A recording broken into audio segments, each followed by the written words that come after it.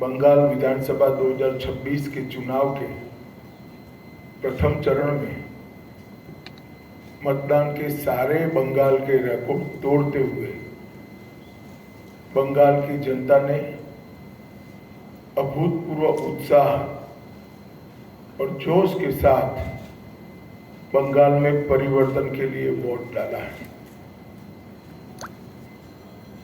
मतदान का जो प्रतिशत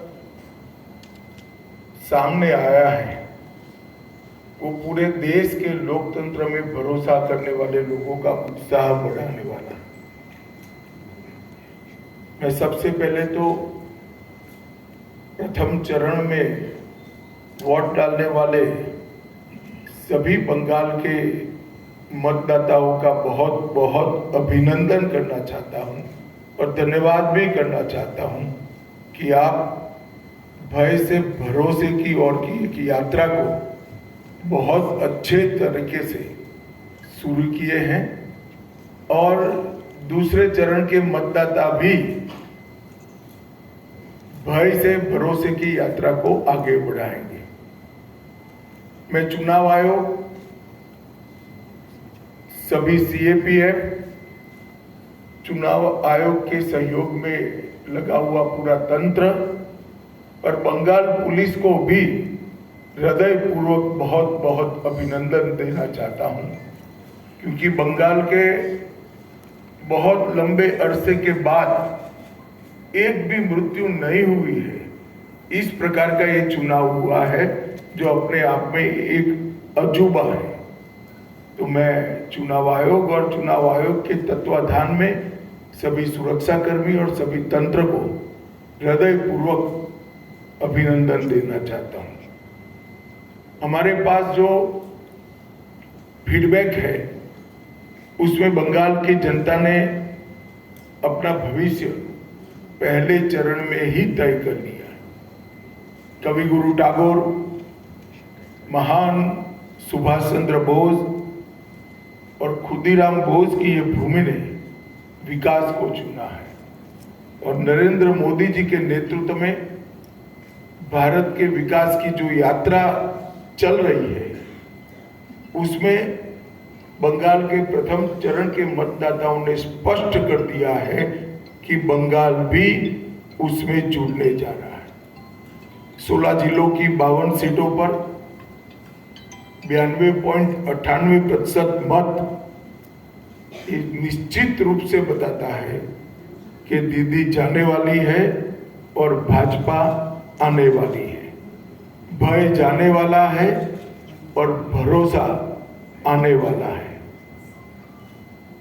हमने कल देर रात तक हमारे सभी विधानसभा के कार्यकर्ताओं के साथ भारतीय जनता पार्टी बंगाल की टीम ने एक असेसमेंट करा है, जो पोलिंग हुई है ऐसा इसका, और मैं स्पष्ट रूप से आपको बताना चाहता हूं 152 सीटों में से 110 से ज्यादा सीटें भारतीय जनता पार्टी जीतने जा रही है। इसका मतलब है कि दूसरे चुनाव चरण को मिलाकर हम प्रचंड बहुमत के साथ बंगाल में शुद्ध रूप से भारतीय जनता पार्टी की सरकार बनाने वाले हैं। मित्रों, मैं थोड़े आंकड़े भी देना चाहता हूं। 16 के चुनाव में 1278 लोग घायल हुए थे, 21 में 1681, 23 के पंचायत में 664 और 24 के आम चुनाव में 761। उसकी तुलना में 30 से कम लोग कल घायल हुए। ये बताता है कि बाय एंड लार्ज चुनाव शांतिपूर्ण तरीके से हुआ है और मृत्यु का आंकड़ा एक भी नहीं है। और ये जो चुनाव बढ़ा है, मतदान बढ़ा है, वो भारतीय जनता पार्टी की सरकार बनाने का, परिवर्तन का मतदान है। क्योंकि जिस तरह से प्रधानमंत्री जी और हमारे बाकी नेताओं की रैलियों को प्रतिसाद मिला है, रोड शो को प्रतिसाद मिला है, वो प्रतिसाद कल प्रथम चरण में बैलेट मशीन के अंदर बंद हो गए। एक बहुत बड़ी आशंका यहाँ व्यक्त की जाती थी कि जन समर्थन तो है मगर पोलिंग स्टेशन पर पहुंचेगा क्या। वो आशंकाएं आज समाप्त हो गई है और मुझे विश्वास है कि दूसरे चरण में और उत्साह के साथ मतदान होगा। अब दूसरे चरण की भी मतदाताओं की जिम्मेदारी है कि यही परिवर्तन के दौर को वो आगे बढ़ाए।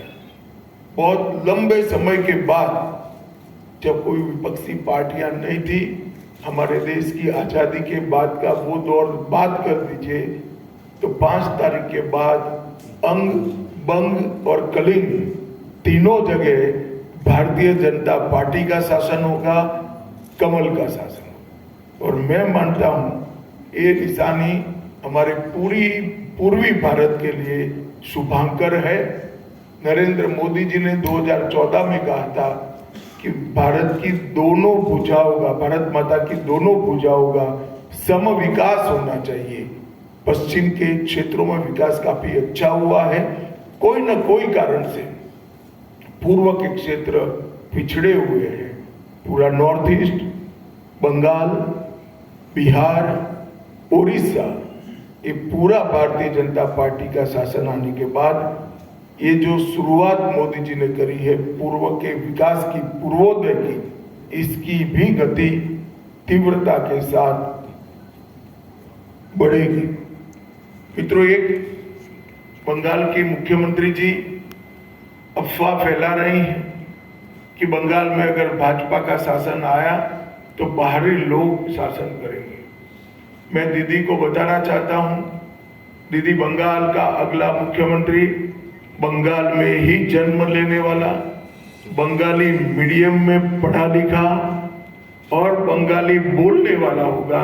इतना ही है कि आपका भतीजा नहीं होगा, वो भारतीय जनता पार्टी का कार्यकर्ता होगा। अगली सरकार बंगाल के ही भारतीय जनता पार्टी के कार्यकर्ता ने बनानी है। भाइयों,